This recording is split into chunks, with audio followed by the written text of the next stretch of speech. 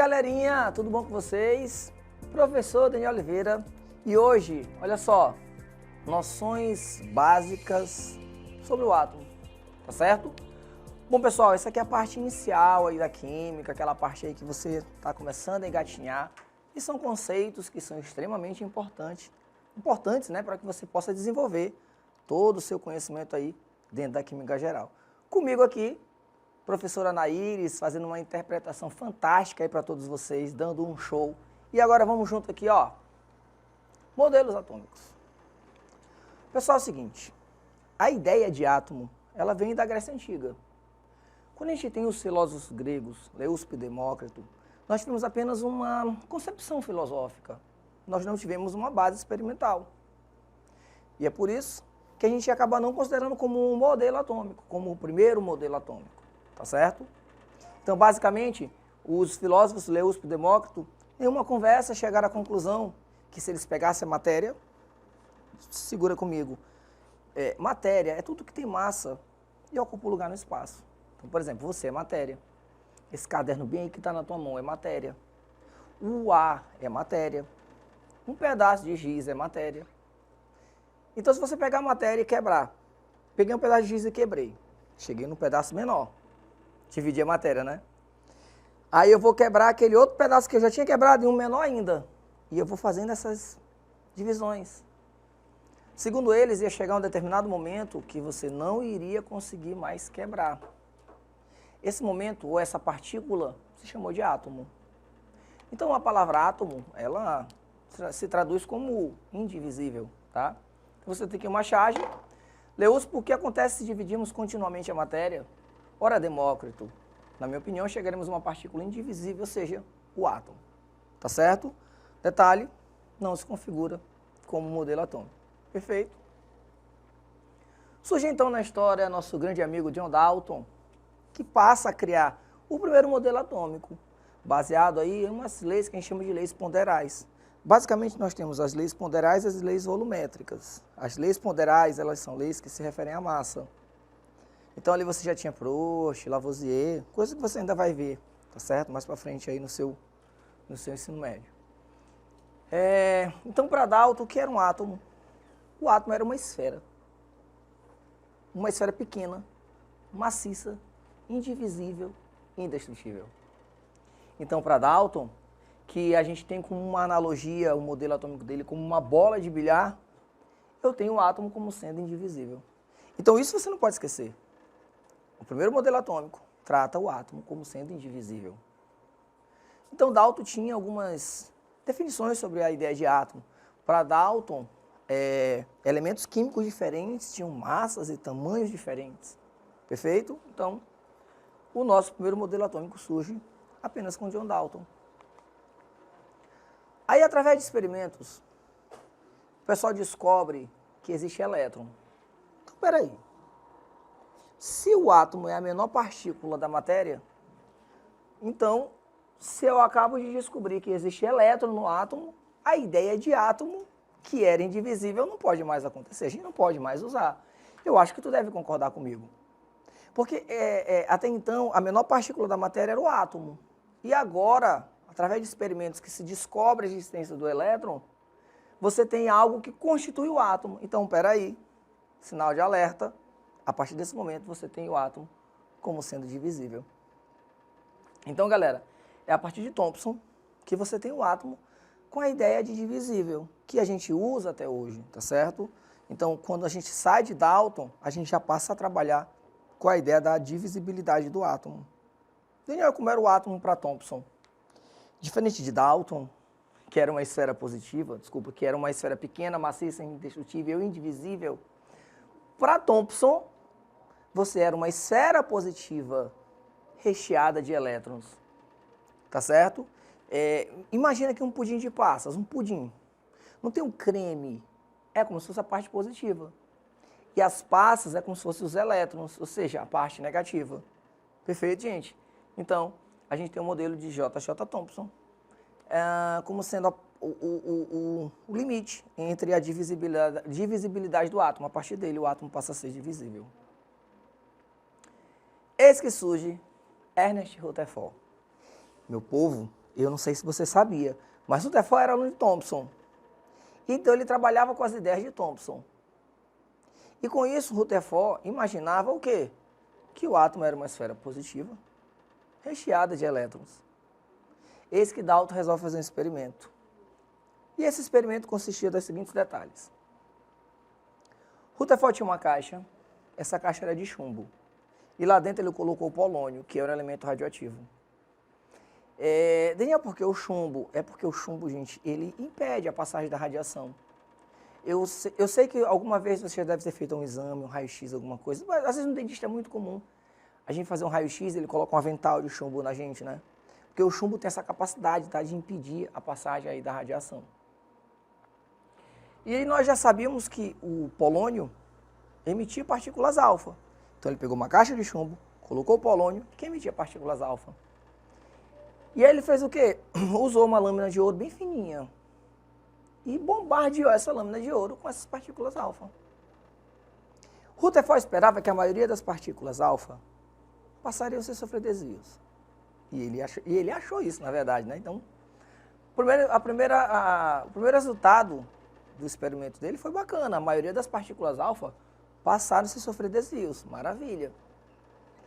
Mas Rutherford começou a achar estranho quando algumas partículas sofriam desvios considerados e outras ricocheteavam. Ou seja, é como se eles batessem no núcleo. É como se tu jogasse uma bola de beisebol e alguém rebatesse. Alguns detalhes.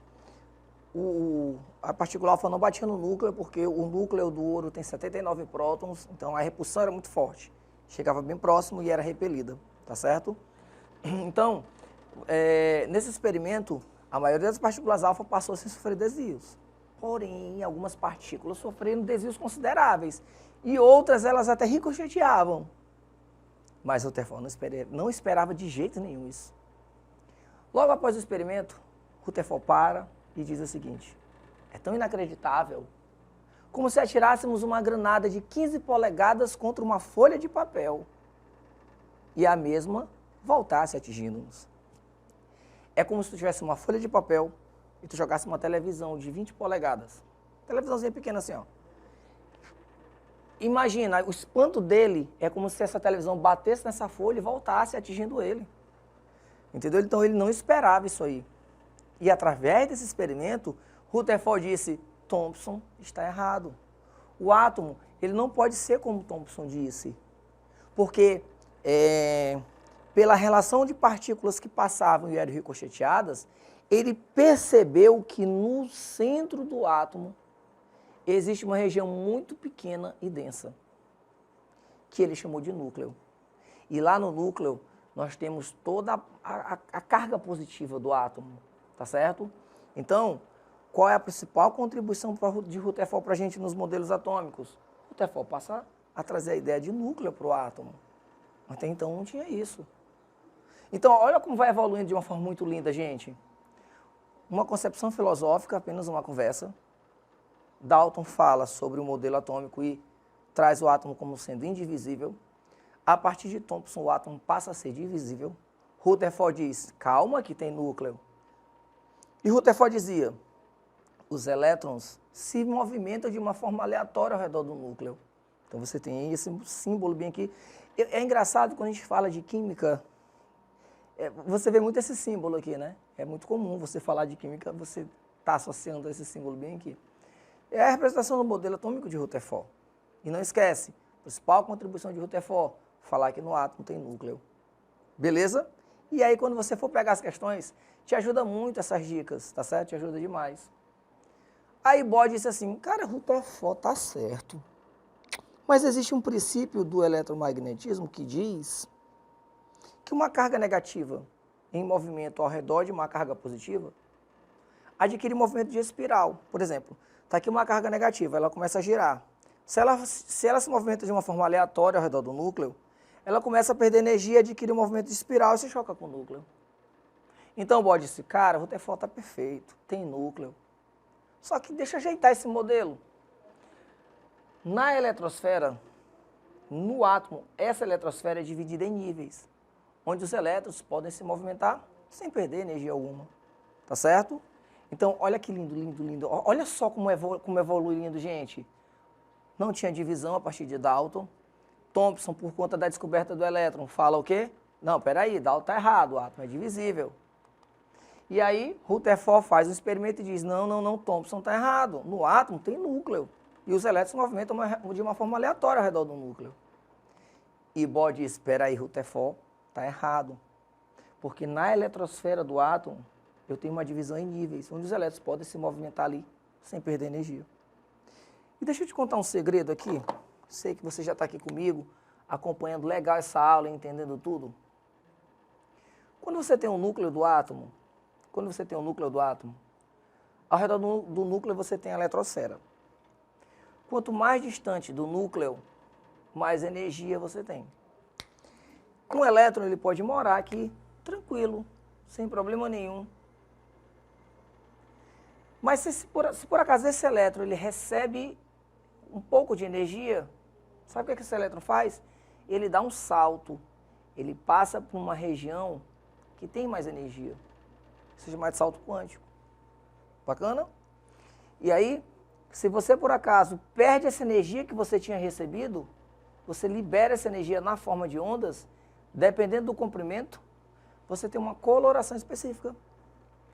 Por exemplo, nos fogos de artifício, a gente mistura pólvora, alguns sais. Você que está me ouvindo aqui, ó, pode ser que você está chegando agora e você ainda não tenha estudado esses termos. O grupo de substâncias nós chamamos de função. Então, os sais, eles são uma função, é um grupo de substâncias. Existem vários grupos, existem vários sais. É porque quando a gente lembra de sal, a gente lembra do sal que tem na nossa casa, cloreto de sódio, né? Mas existem vários sais de várias cores. Nem todo sal é branco, nem todo sal é salgado. Sulfato de magnésio, por exemplo, é amargo. Mas, sem enrolar muito a cabeça, o sal, ele é uma função. Quando você fala o nome, cloreto de sódio é uma substância. Pois você sabia que se você mistura determinados sais na pólvora, quando aquela pólvora recebe aquela energia do aquecimento, esses elétrons eles se excitam, quando eles retornam para regiões de baixa energia, libera aquela energia que eles tinham recebido, e aí eles conseguem trazer ou passar para você colorações. Toda vez que meu filho olha aqueles fogos de artifício lá no céu, com aquelas colorações, é na verdade isso aqui, ó, a transição eletrônica que os elétrons estão sofrendo. Perfeito?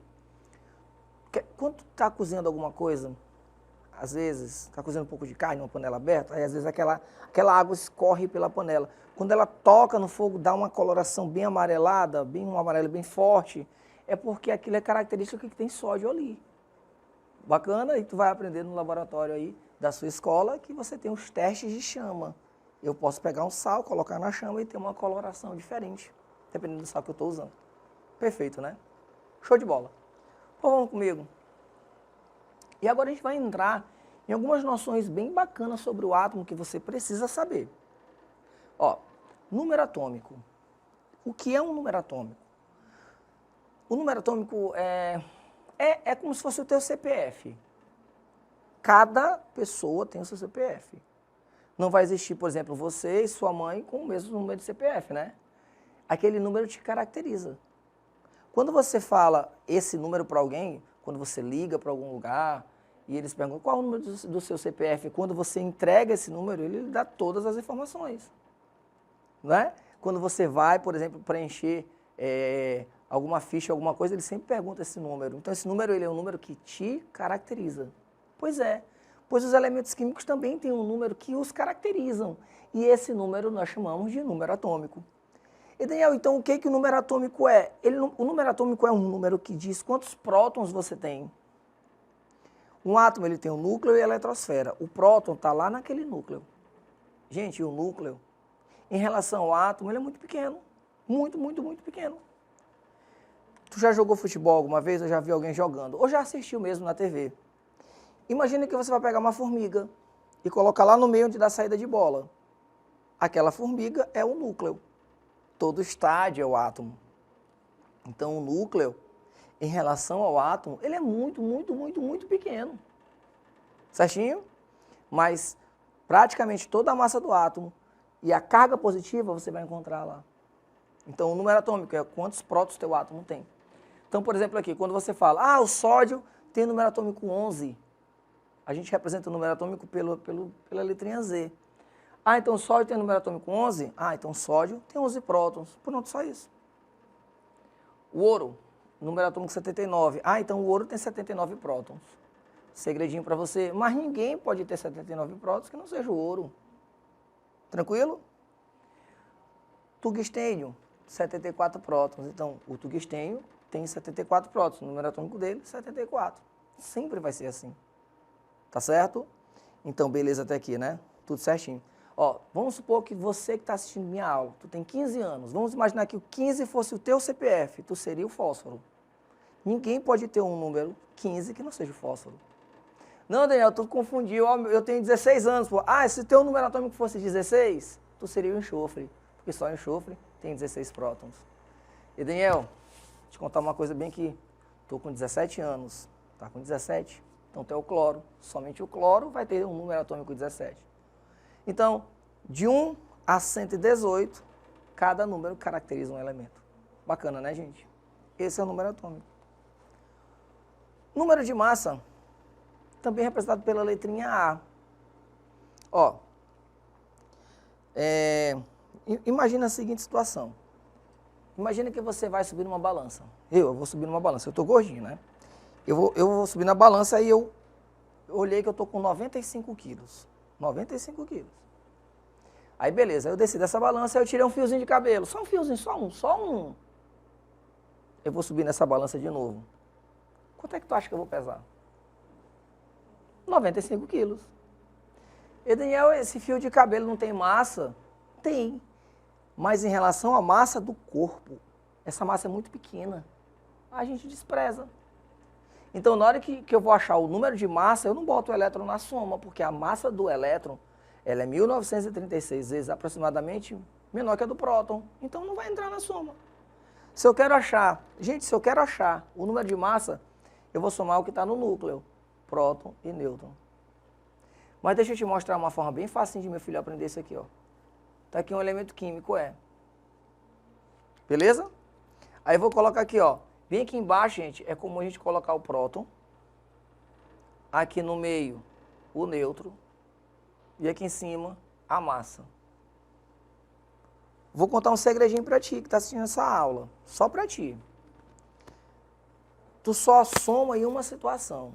Qualquer outra situação tu subtrai. Por exemplo, bem aqui é o próton, bem aqui é o nêutron e bem aqui é a massa. Esse segredo é para ti, A única situação que eu somo é essa. Certo? 20 mais 40, 60. Qualquer outra situação tu vai subtrair. Aí fica muito fácil, Soma ou subtraio? Subtraio. 60 menos 40, 20. Soma ou subtraio? Subtraio. 60 menos 20, 40. Gostou? Quer aprender de novo? Volta o vídeo. E vamos continuando. Então aqui, por exemplo, o cálcio tem 20 prótons e 18 nêutrons. Seria assim, Nessa situação seria assim, O cálcio tem 20 prótons e 18 nêutrons. Olha como tu já tá craque. O que meu filho faz? Soma. Massa 38. Perfeito? Tranquilo? Bom, então aqui eu tenho a massazinha 38. A simbologia, acabei de te mostrar ainda agora. Olha só, simbologia. Nessa simbologia aqui você tem um elemento, foi o que eu te mostrei anteriormente, tá? Então aqui você tem a massa, o número atômico, do jeito que eu te mostrei bem aqui. Perfeito? Átomos e íons. Pessoal, olha só. No átomo, o número de prótons é igual ao de elétrons. Então, por exemplo, o sódio tem 11 prótons, ele tem 11 elétrons. E Daniel, eu sempre tenho dificuldade de como é que eu sei que é um átomo e eu sei que é um íon. No átomo não tem sinal. No íon tem. Se o íon for positivo, eu chamo de cátion. Se o íon for negativo, eu chamo de ânion. Não esquece que esse sinal de mais quer dizer que você está perdendo elétrons. E que esse sinal de menos você está ganhando elétrons. Beleza? Certinho? Semelhanças atômicas. Olha só. Isótopos. Iso mesmo é igual. Então, isótopos mesmo é de prótons. Por exemplo, olha bem aqui para o hidrogênio. Todo mundo não tem número lá embaixo, 1. São isótopos, tem o mesmo de prótons. Outra coisa, gente, não confunde átomo com elemento, tá? Um elemento químico ele é formado por um conjunto de átomos, são seus isótopos. Então, vamos supor, eu sou o elemento Daniel. Eu sou formado por vários átomos de Daniel. São todos diferentes uns do outro. Mas eles têm o mesmo número atômico, porque tem o mesmo símbolo. Não esquece isso aí, tá? De novo. O elemento hidrogênio é formado por esses 3 átomos. São seus isótopos. São os isótopos do hidrogênio. Bacana? Isótonos, eles têm o mesmo de nêutrons. Ó, lembra como eu te ensinei ainda agora? Ó, 12 menos 6, 6. 13 menos 7, 6. Então, eles têm o mesmo de nêutrons. E isóbaros, eles têm o mesmo de massa, como cálcio e potássio. Tá certo? Não confunde átomo com elemento químico. O elemento químico é um conjunto de isótopos. Tá certo? Então, o elemento hidrogênio é formado por prótio, deutério e trítio. São seus isótopos. Vamos fazer agora algumas questões para você poder fixar esse assunto.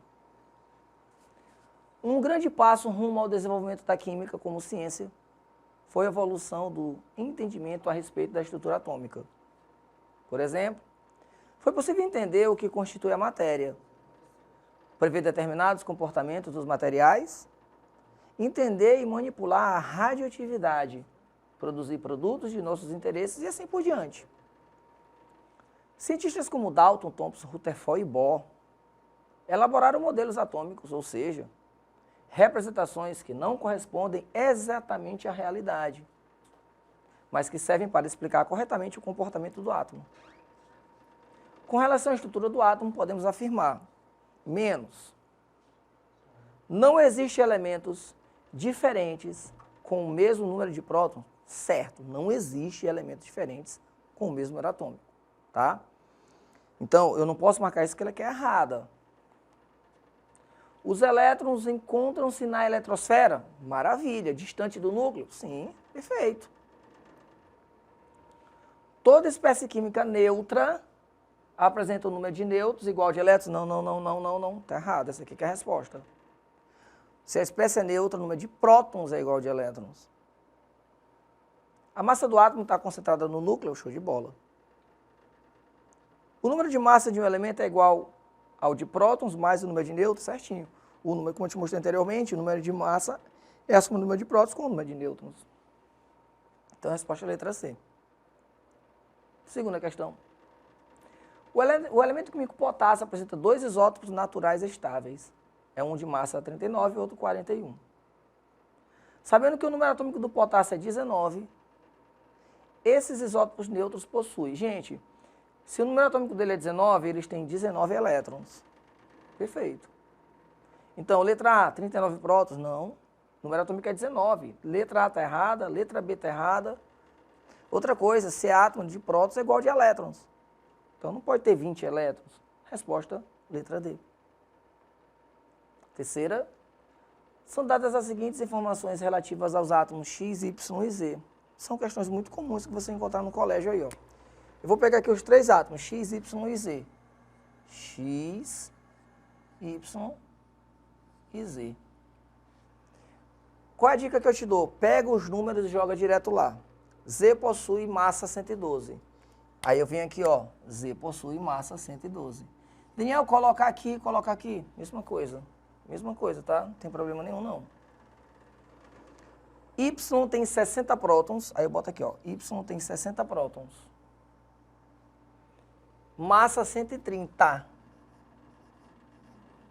E é isótopo de Z. Perfeito?